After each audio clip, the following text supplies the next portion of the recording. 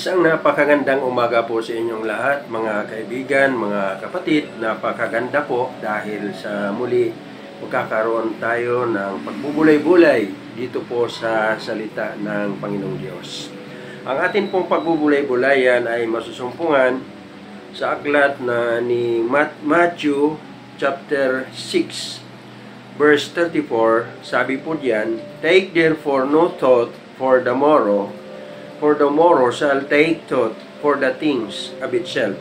Sufficient unto the day is the evil thereof." Tayo po ay manalangin. Maraming Diyos, maraming salamat sa umagang ito dahil sa muli matutunghayan ang iyong banal na salita at kami makapagbubulay-bulay sa aming mga puso. Kaya tulungan mo nawa kami, Panginoon, na mabuksan ang aming kaisipan. May handa mo ang aming mga puso, Panginoon, sa pagtanggap ng mga aral, maging sa pagtalima sa iyong kalooban. Sana, Ama, magamit mo ako sa mga sandaling ito at ikaw din ang magbukas ng mga kaisipan sa mga nanonood at mga nakikinig. Dahil ang lahat ng bagay pong ito, Ama, aking dalangin at pasalamat sa pangalan po ng iyong anak, ang Panginoong Hesus. Amen. Ang pag-uusapan po natin sa umagang ito ay makikita sa verse 34. Sabi po ng Panginoong Hesus sa kanyang mga alagad, "Take therefore no thought for the morrow." Kaya ang paksang pag-uusapan po natin, taking no thought for tomorrow. Parang ang katumbas nito, minding not those things for tomorrow. Posible po na sa kakaisip natin ng mga bagay sa araw ng bukas, pwedeng ito ay magdulot ng pag-aalala o worry. Pwede naman na sa kakaisip natin sa araw ng bukas, ito naman ay magdulot ng kabalisahan o kaya anxiety.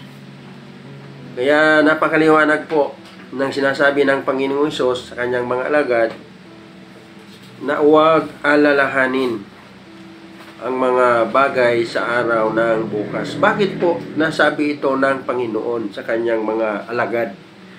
Sapagkat nararamdaman niya po na sila ay mayroong mga pag-uusap-usap. Kaya po nagsalita siya sa verse 25 sa kanila, "Therefore I say unto you, take no thought for your life, what ye shall eat, or what ye shall drink, nor yet for your body, what ye shall put on. Is not the life more than meat, and the body than raiment?"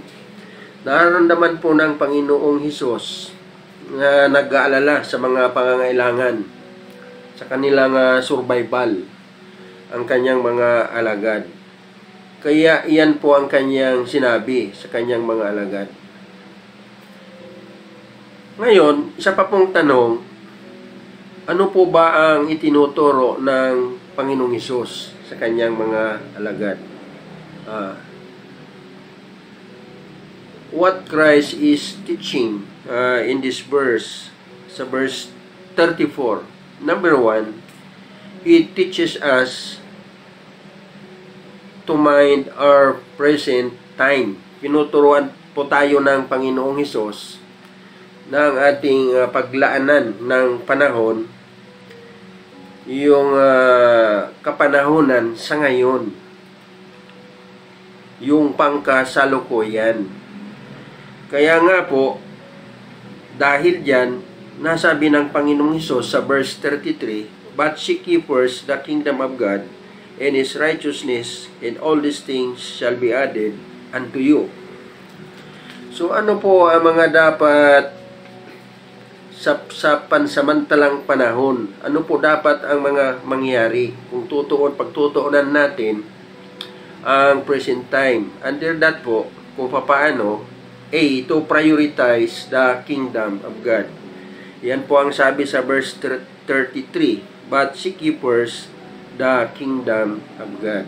Pag pinag-usapan po ang kingdom o kaharian ng Diyos, napakalawak po. Yan, kaya nga lang nakakalungkot, isa po sa nakapaloob sa kaharian ng Diyos, may mga tao pa pong hindi nakakakilala sa Panginoong Hesus. Yung iba naman, nakakakilala na po sa Panginoong Hesus. So, yan po ang una. Ikalawa, letter B, to pursue God's righteousness. Dapat po pala ang pagtuunan natin ng panahon, sabi po kasi dyan, and His righteousness sa verse 33. Yung mga bagay na tama sa mata ng Diyos. Ano po ba yung tama? Tama bang dumalo sa pagkakatipon? Tama po iyan. Tama po yung gumawa ng mabuti? Tama po iyan.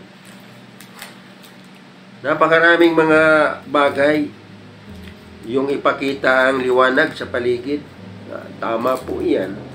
Ang dami pong mga tama. Malalaman po natin yan pag patuloy nating binabasa ang salita ng Diyos. Mabuti na yung nagbabasa para tama talaga sa mata ng Panginoon. Kasi may mga iniisip nating tama, tama lang pala sa ating sarili. Pangatlo po, para mapangalagaan natin ang pangkasalukuyang panahon to proclaim the gospel of Christ. Ayon sa sinasabi ng Panginoon sa mga alagad sa Matthew 28 verse 19. Go ye and teach all nations. Yan ang sabi diyan ng Panginoon. Pumayo at mangaral. Kaya nga po siya naghanap, tumawag ng mga alagad. So, iyan po ang una. Tinuturuan tayo dyan ng Panginoon na pagtuunan yung presenting panahon. Sa araw ng bukas, andoon din ang ating Panginoong Hesus. Andoon din ang Panginoong Diyos. Kasi pag pinag-usapan ng eternity, saklaw po nito ang kahapon, ang ngayon, at ang mga panahon na darating. Sa araw ng bukas, number one, He can still provide for our needs. Dahil nandoon pa rin ang presensya ng Panginoon. Number two, He can still protect us. At ang dami pang iba na gagawin sa atin ng Panginoon. So ano po ang lesson dito na dapat nating tandaan o talian? Una, ang magagawa ngayon ay huwag nang ipagpaliban. Pangalawa, ang bunga ng bukas ay resulta ng magagawa natin ngayon dahil tutulungan tayo ng ating Panginoong Diyos. Salamat sa Panginoon sa ating napag-aralan sa mga sandaling ito. Tayo po ay manalangin. Ama naming Diyos, maraming pong salamat sa munting panahon na nagkaroon kami ng pagbubulay-bulay sa iyong banal na salita. Pagpalain niyo po ito sa aming mga kaisipan, sa aming mga puso, sa pangalan po ng aming Panginoong Hesus. Amen.